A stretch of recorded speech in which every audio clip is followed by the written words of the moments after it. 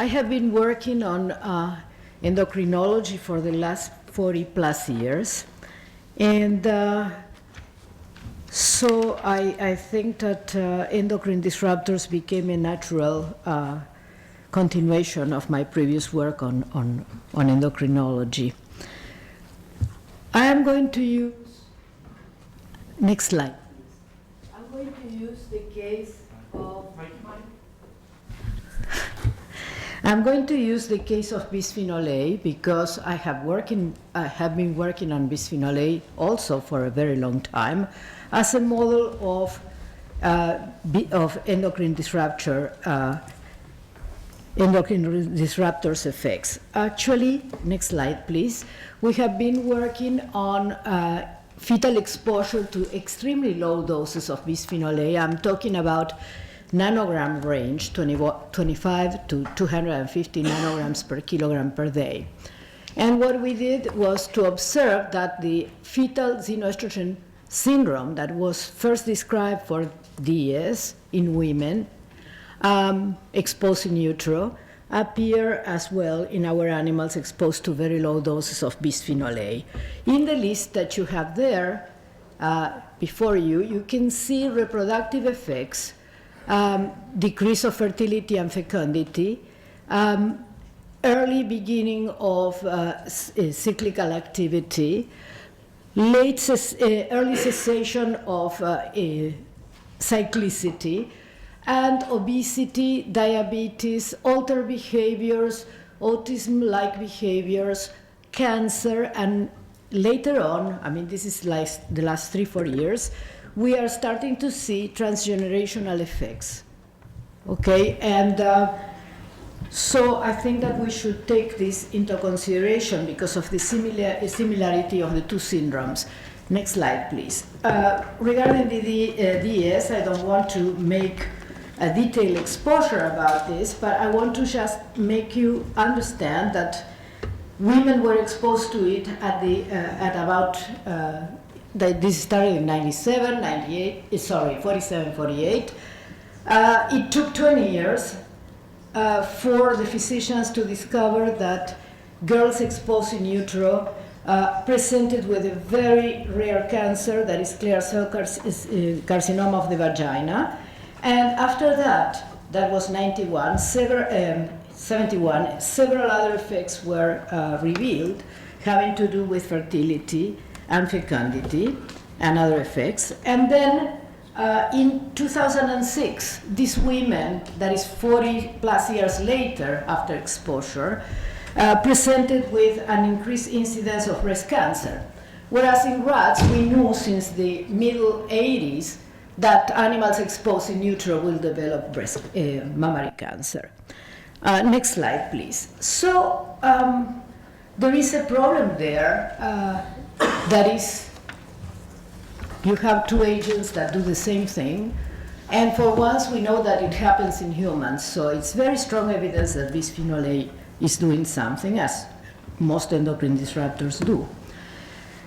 So it took even longer to figure out why of this vaginal cancer, and it was, next slide, 2013, that it was found that the differentiation of vaginal epithelium didn't occur because DES inhibited the expression of RUNX1. So this is just a detail, but that is to give you an idea of how long it takes to go to the point of crossing all the T's and dot all the I's. So what is that we learned of the animal experiences with DES, bisphenol A, and the comparison with what happens when you intoxicate animals with DES or humans. And we learned that very low doses of its supposedly very weak estrogen can produce the same effect. And next slide, please. That in order to regulate an agent of this kind, you have to use a very different set of principles than for a regular toxicant. You have to use the principles of endocrinology. Those chemicals, endocrine disruptors, tend to work in non-monotonic dose-response curves Low doses produce different effects of high doses, and sometimes the low dose effect is more harmful than the high dose effect. The fetuses are more sensitive to endocrine disruptors than are adults, simply because during fetal exposure we are interfering with organogenesis, which is an organizational activity, whereas in adult life we interfere with only activational or mostly activational effects. Also, when we look at cases like bisphenol A, we should think, instead of trying to repeat everything in humans, we can't do that because all humans are exposed, so you won't find any effect.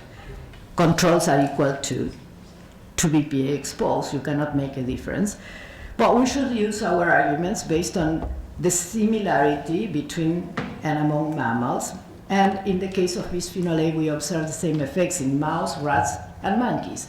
So if you do that, then you can assume that monkeys equals to humans. So what are we waiting for?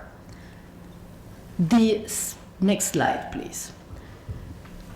This is not just a personal opinion, although I'm talking at a strictly personal title here. But the Endocrine Society, one of the most prestigious and older institutions, medical and research institutions in America, for the first time produced a scientific statement in 2009, and I'm a proud author of that, in which we consider the evidence about endocrine disruptors and disease and the parallel increase in human of similar human disease than the ones that were being observed with endocrine disruptors. And so we call the use of the precautionary principle while we learn more, but it's time to act, to apply it, and to take care of the public health consequences of these exposures. Next, please. So now I'm going to talk about the criteria for evaluating scientific evidence. Next slide, please. And in here I want to summarize the following. When you do science for its own sake, like when Galileo talked about when Copernicus talked about the heliocentric system, it took about 100+ years to get to Newton and the general acceptance of the heliocentric system. And we can do that, we can wait, because the Earth and the Sun don't care much about that. They keep doing their stuff. When you are talking about the use of science in medical practice, you have to act fast. You don't care about crossing all the T's and dotting all the I's. You just act. When you act as a medical epidemiologist, you should choose to tilt towards a negative error, a false negative, than a false positive. When you do public health, you should tilt towards a false positive because you have to protect people. So I think that we have to have all this into consideration. We just cannot pretend that we have to learn every single mechanism in order to act. Next slide, please.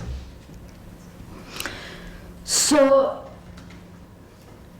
we have to make sure that we think how to do regulatory science.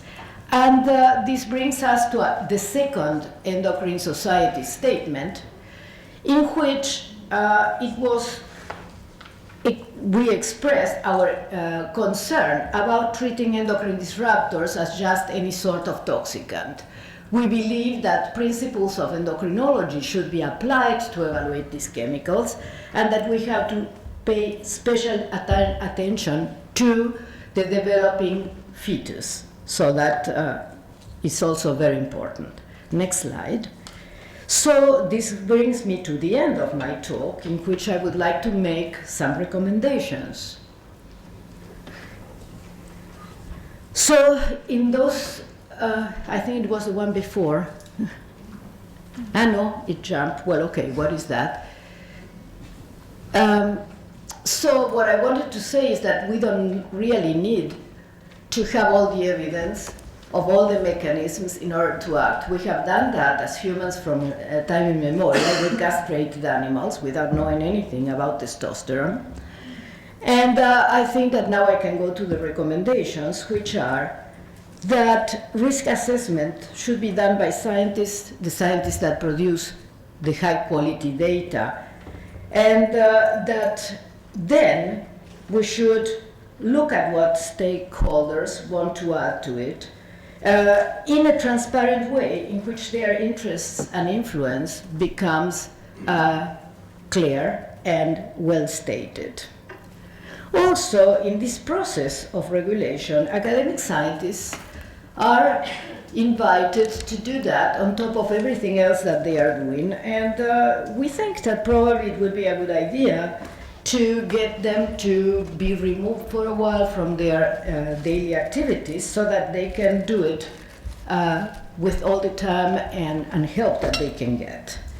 And we also should remember that we should apply the precautionary measures even before everything is known, and especially because epidemiological studies, although could be of help when the whole population is exposed, especially to chemicals that have a short half-life, it would be pointless to wait for this data because it won't pan out. The only examples that we have for this type of chemicals is when mothers the exposure in mothers has been measured, and then early effects are being detected. So next slide, and what is most important to finish is that the economic arguments that are being made are very unilateral. They don't take into consideration ethical concerns and human rights concerns. I have a right not to be intoxicated, I think. And besides that, there is another way to do it, and is to consider both economical cost in the way that is always considered, and the health and human societal cost. That can be done, but it's not a replacement for the ethical and right and protection of rights part. I also would say that the argument, the economic argument, was used for very bad issues for many years. It was used in order to defend the continued use of slaves in the south of the United States, and it was used also not to protect workers. We, I think, should have changed. We have to consider that that is a bad idea and move on. Thank you very much.